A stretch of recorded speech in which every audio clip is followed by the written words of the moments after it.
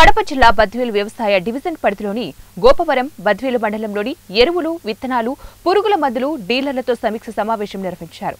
Licence గడువు, stock register నిల్వలు, godowns నిల్వలు, రసీద్ books, invoices, way bills, form ఓలు అలాగే మొదలైనవి క్షుణ్ణంగా పరిశీలించారు. చట్టబద్ధ వ్యాపారం చేయాలని, ధరలు, స్టాక్ బోర్డు పట్టికలు వివరాలు రాయాలని, రైతులకు కొన్న మొత్తానికి కూడా రసీదులు ఇవ్వాలని ఆదేశించారు.